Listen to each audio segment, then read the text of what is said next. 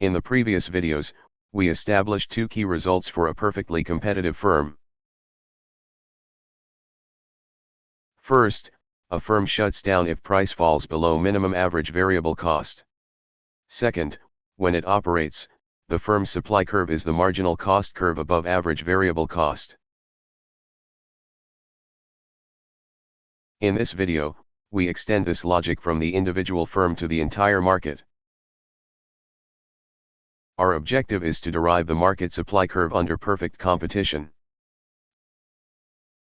We work under the standard short-run assumptions of perfect competition. There is a large number of identical firms. Each firm is a price taker.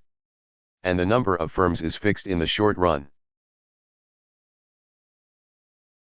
Because firms are price takers, the market price is taken as given. For each firm, price is equal to marginal revenue. Consider a single competitive firm. If the market price increases, the marginal revenue line shifts upward, and the firm moves upward along its marginal cost curve. If the market price decreases, the firm moves downward along its marginal cost curve. As long as price remains at or above minimum average variable cost,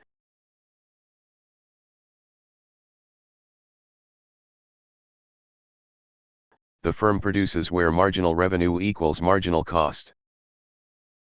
This is why the firm's supply curve is the marginal cost curve above average variable cost.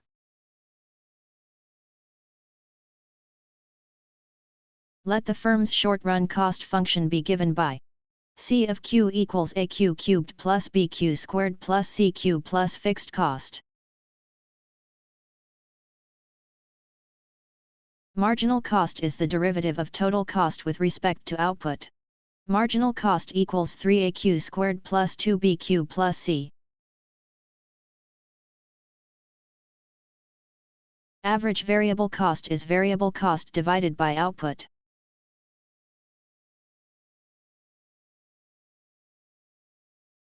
The shutdown condition requires that price must be greater than or equal to the minimum of average variable cost. When this condition is satisfied, the firm's supply function is obtained by solving marginal cost equal to price. Consider the following numerical cost function. Total cost equals Q cubed minus 6Q squared plus 15Q plus 20. Marginal cost is 3Q squared minus 12Q plus 15. Average variable cost is Q squared minus 6Q plus 15.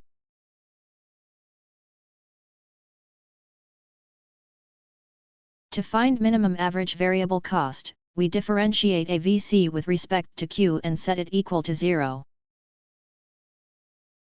This yields Q equal to 3. At this output level, minimum AVC equals 6. Therefore, the firm shuts down if price is below 6. If price is at least 6, the firm produces where marginal cost equals price. We now move from the individual firm to the market. The market supply curve is obtained by horizontally summing the supply curves of all firms. Horizontal summation means that at each price, we add quantities supplied by individual firms. Prices are held constant, and quantities are aggregated. Suppose there are n identical firms in the market. If each firm supplies Q of P units at price P, total market quantity supplied is capital Q of P equals n times Q of P. For example, if each firm supplies 4 units at a given price, and there are 100 firms, total market supply is 400 units. Differentiating market supply with respect to price gives a useful insight. The derivative of market quantity with respect to price equals n times the derivative of firm output with respect to price.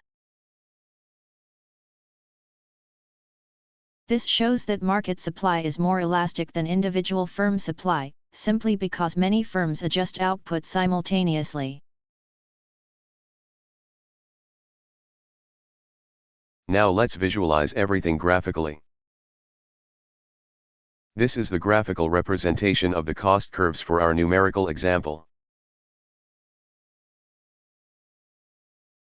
Notice that the minimum of the average variable cost occurs at a value of 6 units, when output is 3 units.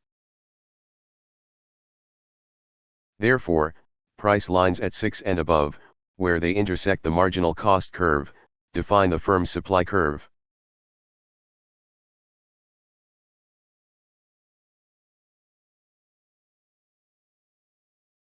This animation shows that as the number of firms increases, the market marginal cost curve, whose upward sloping portion is the market supply curve, becomes flatter, with a smaller slope and a higher elasticity.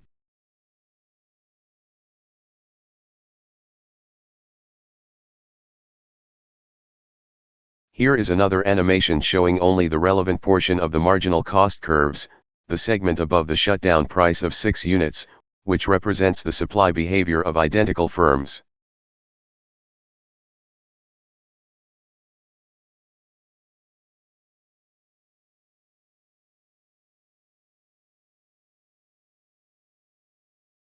Let's now analyze, in detail, how increasing the number of firms in a perfectly competitive market reduces the slope of the market supply curve, making it flatter and more elastic. To begin, we compare side by side the supply curve of a single firm and the market supply curve for 5 identical firms. Because both curves are drawn on the same scale, we can clearly see that the market supply curve is flatter, meaning it has a smaller slope at every price level. For example, consider the price level of 10 units.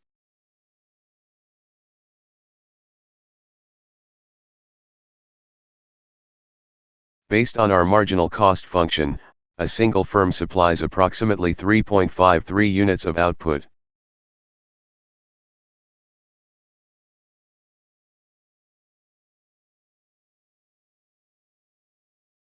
With 5 identical firms, the market supplies 5 times as much, about 17.64 units.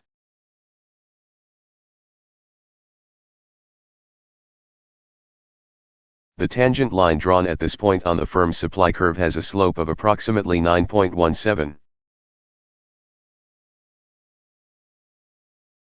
At the corresponding point on the market supply curve, the tangent is much flatter, with a slope of only 1.83. This visually confirms that, when we allow for differentiated cost and price structures, the market supply curve becomes relatively more elastic than the individual firm's supply curve at the same price. Now let's compare 50 firms with 100 firms.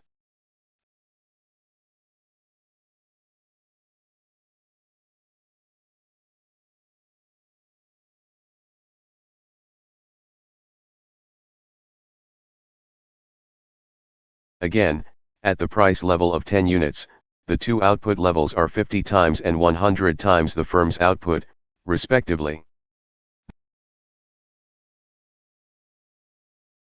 The tangent at the point on the 100 firm market supply curve has an even smaller slope, about 0.092, compared with 0.183 for the 50 firm curve. This reinforces the idea that, once we move beyond identical cost conditions, the market supply curve becomes more elastic as more firms participate. In the long run, with a theoretically infinite number of firms, the market supply curve becomes perfectly horizontal, with infinite elasticity, and coincides with the price line.